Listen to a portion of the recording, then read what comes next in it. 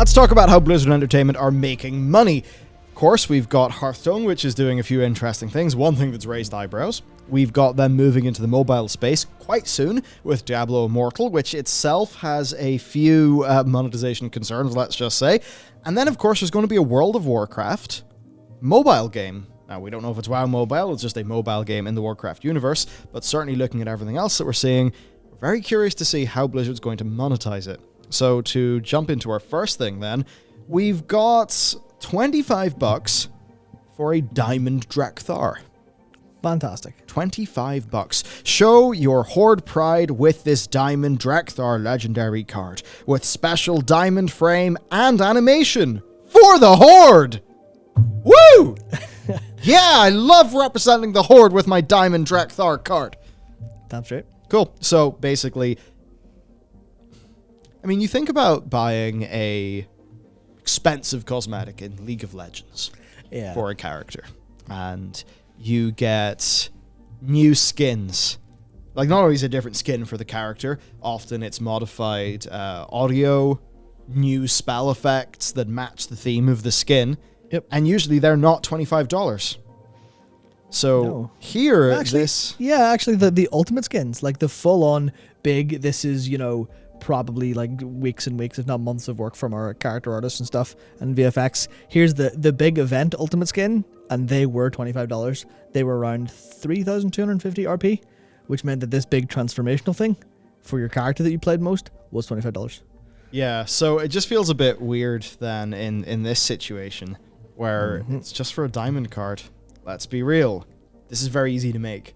Number one, the actual diamond card, frame and everything, that's already made. You just copy that across. The Drakthar art, even if you had to commission new art for that, doing the cool effects and stuff, that's just splitting up a Photoshop layer. Yeah. You throw that into Unity. That is very, let me tell you, very, very, very easy to do as an overall thing. So this is the sort of thing, evidently, they're going for the whales. They're going for the people who want to show their Horde pride with a $25 macro purchase. And also, they made this card anyway, because all of this is part of an event where they made obviously the Alliance equivalent, Vandar Stormpack, and they gave that away to everyone because they won the event. So they're just thinking, well, we made a Diamond Drakthar because we didn't want to, custom make it based on who won the event for quick turnaround. So, okay, here we've got this diamond card. We'll do that. Sell it. How much are we thinking? I mean, well, it's premium, so $25, and everyone just went, great, absolutely. I have a feeling the people working on the game probably don't like this kind of thing that much, and this is the monetization people. I imagine so, yes. Not to say that game dev is actually like in Mythic Quest, where there's just one guy called Brad from monetization who comes in and literally ruins everyone's fun and everyone's day all the time. Yeah. Like a sort of strange vampire creature, which I think is what a lot of monetization designers basically, sorry, but are. But this is just the thing where it's like always, what is a business willing to give you in return for some money? What value do they want to deliver? And in this case, that's clearly bullshit. So I just don't see a way where this is delivering a reasonable value. And of course, they'll say, well, value's in the eye of the beholder. To some people, the $25 is worth it. And I'm sure there's some, programmers to whom it's like, $25, I earned that when I blink my eyes 3 times. And they're fine, whatever. But it just seems weird to me. Yeah, it is very, very clearly and distinctly a play for whales and nothing else. Yeah, and I think that it makes a game feel weird because it's not there as a Halo product looking cool. It's not like, a Mac Pro being like, oh, wow, there's a trickle-down residual effect on everything else in the store. Something like this is just cheap. Yeah. It's just cheap. It's not cheap, but it makes the whole experience feel cheap. And that's the sort of thing I would worry about. And certainly the returning to Hearthstone experience is a strange one. The Book of Mercenaries content is great. Loads of the single-player content in Hearthstone, it certainly is a little bit premiumly priced, but you are at least getting gameplay in return, and I think we can both say it's great. Anytime I've played the single-player Hearthstone content, I've loved it. But I've always been left with a strange taste in my mouth whenever I open up the Hearthstone program, purely just because of the number of pop-ups, the number of strange new ways they've managed to monetize a CCG. Yeah, And it feels so scummy. And for me, it's taken what used to feel like a super polished, just, so visceral even in the way that everything moves and the menus and stuff. And it now, it's like I'm logging into an advertisement land. Yeah. Like I'm starting, I don't know, I've opened up a gacha game on my phone for the first time in 5 months. That's what Hearthstone feels like. And that's not Blizzard. That's cheap. That's exactly what premium. They've done. Yeah, that's exactly what they've done. And that's what, like, I think the kind of point of this video is ultimately about is, like, it's less this diamond card is bullshit. It's more, this is Blizzard. Like, Hearthstone has always been Blizzard's testing ground. It's always been there. Okay, how can we monetize? Oh, okay, we'll throw bundles in. We say that recently with World of Warcraft 6-month sub, going, fuck it, you can have a load of Hearthstone cards, a whole lot of Hearthstone packs, whatever you want, a load of the mercenary stuff, work away. You're like, okay, you're clearly testing to see what works for monetization. And then you think, well, okay, now there's a whole new level of cosmetic to buy. That was, because obviously the diamond cards existed in different forms, but now this is the one where it's like, oh, just buy this one. Like, okay, you're trying to get straight into the customer and providing substantially less value than before, because some of the other ones were from like this is like a bonus for getting the battle pass, which was $20, and now they're selling that by itself for $25. And then you think about, like, you were going into the future, you were Warcraft Mobile, Diablo Immortal, like how far down the, oh yeah, we've looked across the water to like the Eastern mobile games where like we want that kind of money. How far are they willing to go down there and sacrifice like their reputation as, here's a premium game, have fun. Yeah. In this case, it's just that it's so goddamn blatant. It's so obvious, yeah. Now, as for the, is this okay? Like, this isn't the sort of thing that's going to come in and ruin the game, because it is just a cosmetic for people who just want to throw their money at that cosmetic. Yep. For us, though, it's a part of the ongoing cheapening of Hearthstone to make it more expensive is, I guess, a way you could say it. I think of, it's a great quote from Dolly Parton where she said it takes a lot of money to look this cheaper. It was something, and she was kind of taking the hand out of, I guess like having some of that work done years ago when it wasn't as good. I mean, she's a treasure. She's very funny. And I guess a little bit of that principle is almost here. It's like they've tried to bolt on so many things to Hearthstone that it just feels cheap now. Yep. But could it get worse? Because we got to talk about Diablo Immortal. Now, there has been an update to this-ish, where they've said they're aware of the issue. But basically, right, crafting legendary gems requires a currency called platinum. Now, you can get platinum on a daily basis, just doing your dailies. Or you can buy it in the store, right? Of course. And then, of course, if you have been taught that time equals money, which is something that modern games want to teach you, do you know what they want you to do? They want you to be playing the games that you're playing as if you're being inspired by a bunch of Gary V TikToks. Yeah. Right? Somebody who's like, yeah, well, I'm hustling hard. I earn X dollars an hour. I could do these dailies, or I could be the smart person and use this thing in the store. That's what they want to do by making this time equals money thing more and more and more important. Because what Gran Turismo 7 does when it makes everything those credits and then gives you those limited ways to earn those credits is they are teaching you the time cost of those credits so that the microtransaction instantly in your head is like, wow, this is a week of dailies. Incredible. I can just do that. I can teleport forward a week in time. Get the shit without working. That's 100% what these games are all doing. Now, the legendary gems themselves, they can also come from rifts using a legendary crest. Those crests cost $2. So it's basically like an entry fee. Yeah, it's slightly more than $2. I think it averages out as like $2.22.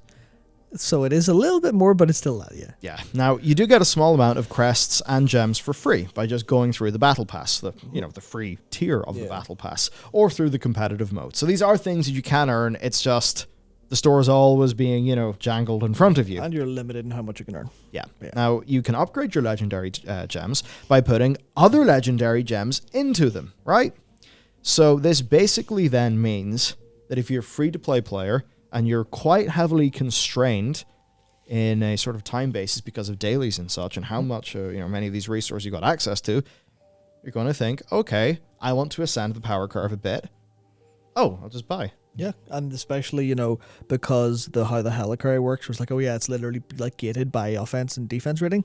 Because this isn't like, hey, here's like a natural kind of path for you that's like based on, do you have enough strength and agility to do this? This is very much, here's your scaling numbers, offense rating and defense rating, make those go up, you can do the harder content. So it's like a lot of what they will try to do is go, okay, yes. Almost the same way Lost Ark does with item levels. Like, oh, you're just a little bit away from the next breakpoint where you can fight the new, interesting, cool boss. But that's going to take you like 3 days. Do you want to swipe, maybe? And that, you can do it tonight when you're free to game. And that's why Lost Ark is a game that I can't really play, because it's just going to feel like that end game grind going up the different tiers. Like, I really want to see what that raid content's like. It looks super fun. But the relationship between time and money and grind is a core part of the design. It's a core part of how the community even talks about that game. And I think it's interesting the things that just went sideways in the Western release, such that the sort of, be a swiper, you feel like you need to be a swiper. It seems like that's almost worse in the Western version than it is in the Korean version. Very slightly, not by design, but by accident. Yeah, so it's a funny situation. But obviously one that if it can be replicated and then deepened in a game like Diablo Immortal, we can really see how that could make Blizzard a lot of money if successful, as a lot of action RPGs actually have already been really successful in Eastern markets, including ones developed by NetEase, who Diablo Immortal is being co-developed with, which then makes us all kind of worry, if this does really well, are they going to start learning lessons from the NetEase Eastern games with the more predatory monetization, where, I remember seeing Weibo posts and stuff like that from users in China who are getting really pissed off that, like, basically a honing like system for gear that you could just pour money into, that was really the only way to progress and actually to stay competitive. And they were really, those users weren't happy. We wouldn't be happy with that. Nobody's happy. But the whales make the difference. Yeah, that's one of the things that's like really, it's because I think Genshin Impact's a great game generally, but it does have those like daily limited constraints that you can pay your way through.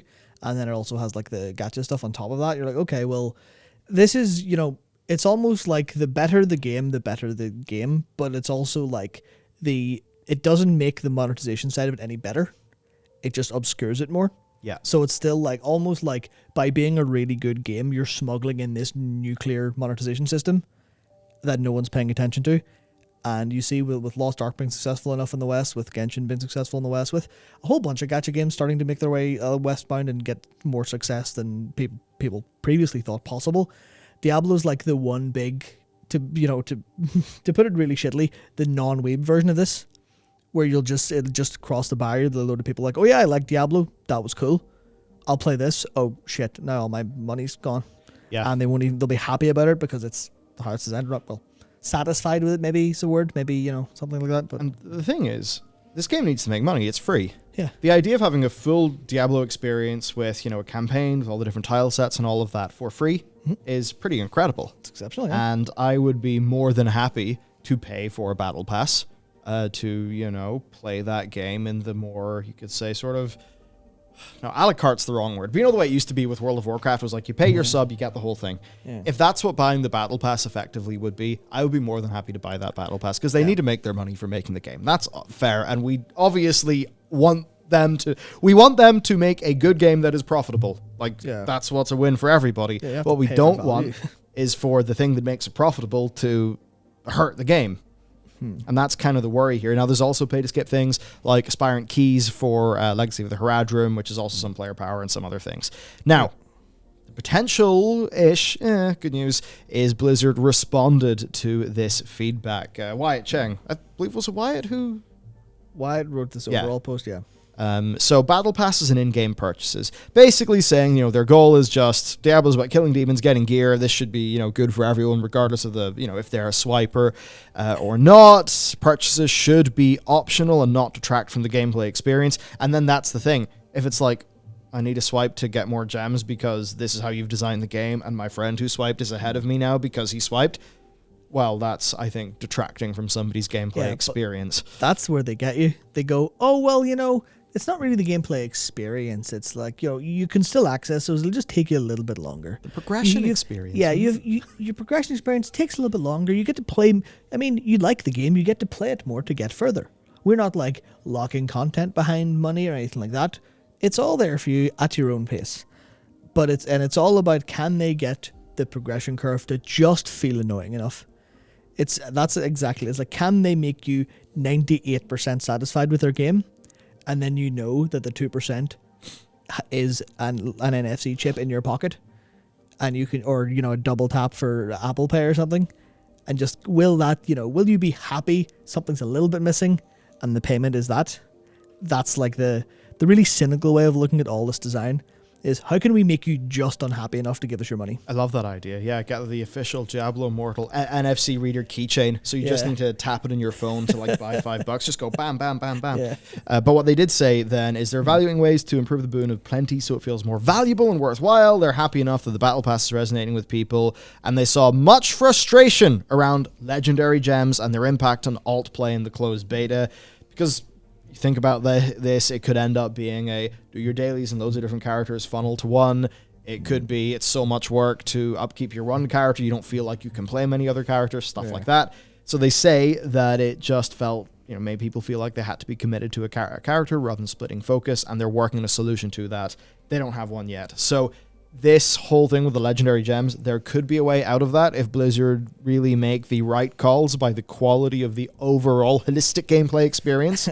Yeah. Not just the in isolation, I'm in a dungeon tapping, which I'm sure will be fun no matter what way they do it, until you go against balancing. Remember when we used to just go, is game good? Game good, yes. Yeah, those are the easy days. Now, of course, there's more coming out. So we've got the Warcraft mobile game. Yeah. There's going to be some really major things to think about here. Will it be a co-development with a partner, like, say, with NetEase? Because perhaps that could impact our expectations of monetization design in the way that we've seen with Diablo Immortal. Yep. So that's one thing. If not, then it's just a Blizzard product, fully, right? And that itself could be kind of interesting given what they're doing with Hearthstone. Now, it's tricky. Hearthstone, it's a bit like FIFA Ultimate Team. Not really, but my point here is FIFA Ultimate Team has a real-life analog of football cards that people used to collect as kids. And that means that they have this, mental framework for collectible football content that they can just port into FIFA Ultimate Team. And even though it's fucking ghastly, people accept it because they're like, oh, it's just football cards. And with Hearthstone, it's a CCG. Yeah. They're pay to win. Yeah, one of the things I saw, one of the immediate responses I saw to this on the subreddit was someone going, do Blizzard think they're selling real cards now? They're like, yeah. Yeah. So that's the thing with Hearthstone. They already have an in to monetize it in the way that a CCG with no trading, but with a dusting system. Just magic, bro. Is monetized. They then try to put in as many typical premium and free-to-play video game monetization as they can via the optional cosmetics. I think the one more free-to-play-ish feeling thing would probably just be paid entries to the arena. But how does that work as soon as you are outside of that genre, where a CCG thing is like, you don't have that existing mental framework that your monetization can piggyback off on? Well, yeah, that's what I wonder about. That's where I think you see this happen mostly in the realm of because there's the big NFT car game that was shut down recently. Yeah, Gran Turismo does it a lot, and it's cars. Obviously, there's a real world analogy for those.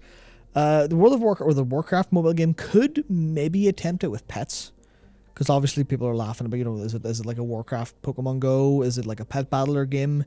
Is that where you're going to see it? Where it's obviously it's you have I'm collecting creatures. That kind of has a little bit of a, not a literal real world analogy, but there is kind of that value there. But if they are just it's a dungeon keeper kind of game or something, it's a bit different. And that's why you see the so much of the gacha stuff being character based, because that's really valuable to people, inherently, to have access to all of the character stuff, especially in games like Genshin, where it comes to the moveset and skill set and things like that. And then obviously you've got ARPGs. And they have here's the progression loop that's valuable. It's the player power, the progression, that stuff's valuable to people. So it's when you get it outside of, basically all of these genres have found solutions, and they've all been different. CCG's easy enough, ARPG, progression, loot, that stuff. So if they're outside of these genres, they will have to find a unique solution, but I think they can. Yep, so I'm probably spooked to find out that is. And then, of course, World of Warcraft, we would be remiss if we didn't point out to people that they're just monetizing it. Words are hard. Monetizing it deeper than usual. So there's the 6-month bonuses where a 6-month bonus, or sorry, 6-month, bundle that, hey, you get a mount if you're sub for 6 months. That would have felt a bit more fine, maybe even, dare I say, good in an expansion like Legion, where, or at least the first, 2/3 of Legion, where every 77 days we had a patch. Whereas now it's like, hey, do you want a patch every 7 months? So in that framework, a 6-month sub doesn't feel as good, because what they, tend to want to do is use the hype cycle for the current patch to sell you on that bundle deal. You'll probably only play that patch for like 2 months, but you will have paid for another 4. Yeah. There's then the new Recruit a Friend system, which was definitely designed in a way that would encourage people just buying all the rewards outright themselves. For about $80-something, I think. It was something like that, yeah. And it was basically it was the way to get a transmog set that essentially would have been like the perfect, well, for the in-game reference they have is Indiana Jones. But that kind of like wearing brown khakis, you got a backpack on, sort of explorer, archaeologist type. It's just like, hey, you want that fantasy? Well, you could recruit a friend and get them to buy a year, or you could just, swipe yourself right now. There's the cats. Yeah. There was, because, on top of doing the 6-month bonus stuff, they just released the $25 cat mount. They have more recently started selling transmog gear. Yeah, and that's a funny one, because I do remember a blue post after they did the 3 elemental helms. Oh, yeah. There's a good bit after that where they said, okay, that was probably a bit too much, so we're not going to do that again. So they obviously changed. Yep. And that stuff just doesn't always feel great. Yeah. It feels a lot more okay when World of Warcraft is doing well and has lots of content. Yeah. That's not always the case. Yeah, because what they're doing is they're instead of selling you the game, they're selling you things inside the game and not giving you the game anymore. Especially with the 6-month sub, where they're just replacing what was value in, hey, we've made a load of content for you to play, we've made a load of experiences for you. They were selling that initially, and everyone's like, yeah, it's 6 months sub, yeah. It's just a discount on playing the game for ages. But now it's like, oh yeah, well, I've got less game, but I've got more mount. And you can see from their angle, if you think about it in terms of, well, how much money does it make to make content versus how much money does it make to sell a mount? Because a mount, $25 or so, that's 2 months of sub. Can we make 2 months of content or a mount? Which will bring us the most profit, I wonder. It's not like that's a choice that they make, but it certainly is going to, be a few artists are pulled away every now and then to do that. And, well, it's quite funny. Yeah, I mean, I cannot, because it literally isn't decided yet, couldn't confirm what, like, pricing of, our game is going to be. But suffice to say, like, will have taken us a lot more time to make that than, just firing 1 or 2 people into making a Drekthar and then bam, sell that, right? Yeah. So it's like being the business of selling video games and making them is almost fucking stupid when you can be in the video game of making a captive audience that you can then fucking rinse. Yeah. Sorry, I mean, give a premium opportunity to show their faction pride for the Horde. Loktar by Drekthar. Woo! Yeah, and on that incredible bombshell, I think that's mostly it. Blizzard, they're getting a wee bit more fond of the green, because I suppose they used to earn that almost for free with just World of Warcraft being fucking gangbusters, owning the universe, could pay for, all the employees have a yacht. Not that ever happened, but now obviously they're different. They're trying to be more diversified. They're trying to just, it's a more corporate situation, and indeed. I suppose it just feels particularly bad when it's one of the companies that used to be held up, one of the companies that used to feel premium. Yeah, especially with they're now getting money from monetization instead of products. Because, I mean, that didn't even end until after Overwatch, basically. Or didn't really... Yeah, this process didn't start till after Overwatch. Because Overwatch was, here's a premium game. But it's got loot boxes. It's got loot boxes. Plus, in a world where you're just not releasing as much content as you used to, and you don't have major releases... Don't need to pay your employees. Still, you still need to show that your segment of the business can either, stem its losses or make the numbers go up. And how do you make the numbers go up when you're not releasing as much product? Obviously, go deeper. So it's almost like the opposite of government places having to spend all their money frivolously. Otherwise, they'd get a lesser budget next year. Oh, yeah. Man, so... Warcraft Mobile, we will be back in May to talk about whatever the hell that looks like and speculate its monetization. But we'll also be back tomorrow talking about something else. Yes, so definitely come back tomorrow instead of May. Goodbye.